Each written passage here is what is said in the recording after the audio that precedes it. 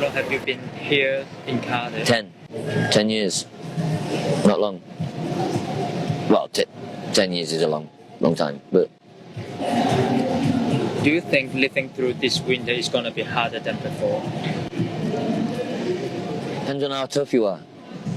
It's going to be tough. It's going to be tough. Very tough. Connor, like many others, is forced to live on the wet and cold streets of Cardiff during the winter. It's already getting colder. It's already colder than it was. Very wet as well. And there's not really a lot of places you're allowed to sleep that's sheltered, you know, so it's just have to deal with it, I suppose. A group of people came together to form the charity Street Aid Wales. They have been distributing donations to Cardiff's homeless population every week for almost a year. So on the average day, how many homeless people do you see? Each week I'd say probably about 50, 60. With the cost of living crisis, we are noticing that there are more and more homeless people coming on the street. When we started back in January, we were giving out 30 to 40 meals, and now we can easily double that. Government figures, however, record just 16 people sleeping rough in Cardiff. This is far from the true picture of the situation in the city. Walking down the streets of Cardiff, I realised that more people needed to do more to help the most vulnerable people in our community. The most asked for item on the street is socks and boxes. If you think about it, the one thing that we take for granted is that we can put a clean pair of pants and a clean pair of socks on every day.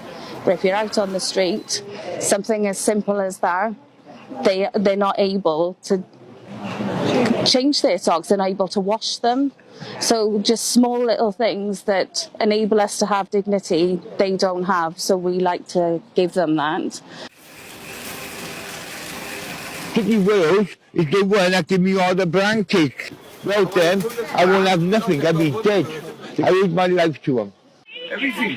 Blankets, trousers, just socks, underwear, tops, bedding, hot food.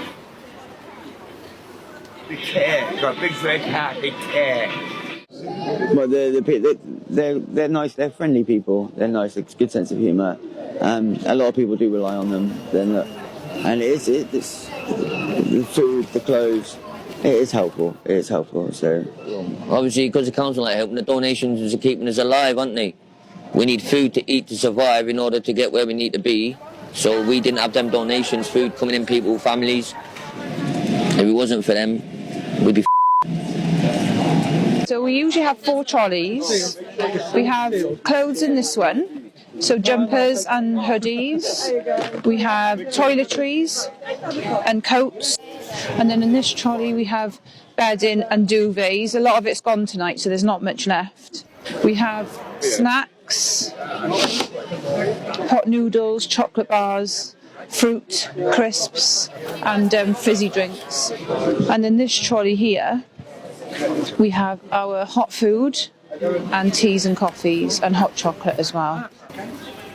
Street Aid Wales meets every Wednesday evening, starting from Queen Street and going around the entire city centre with their supply of hot food, snacks, drinks, clothes and bedding.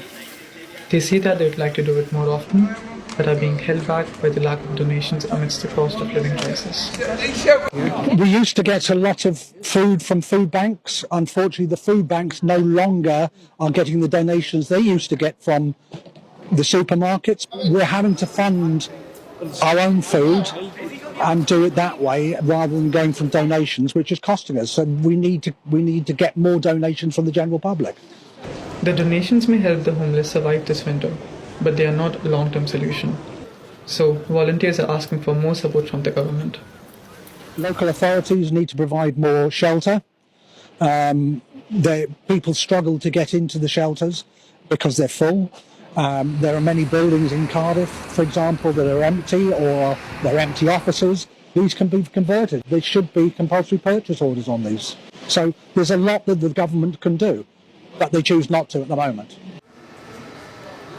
We had one gentleman last week who was told he didn't qualify for emergency housing because he's not an alcoholic and he doesn't rely on drugs. You know, there are gaps in the system, there are gaps in the policies, so I think they need to be looked at and made, housing and the support and the help needs to be made more accessible.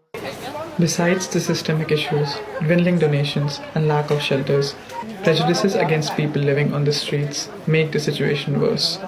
It's a stereotype, and a lot of people think a lot of us are just into drugs and alcohol. I mean, I'm a Muslim. I'm a ballet dancer. I play piano.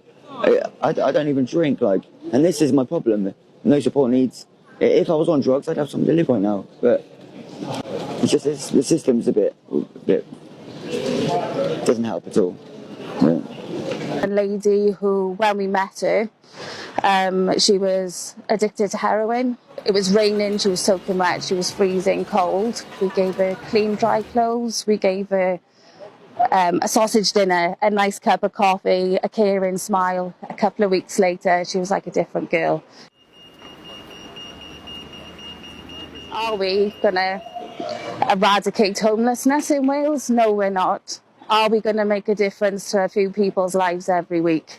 Yes, we are. Are we going to make one night more bearable? Yes, we are. And that's why we do it.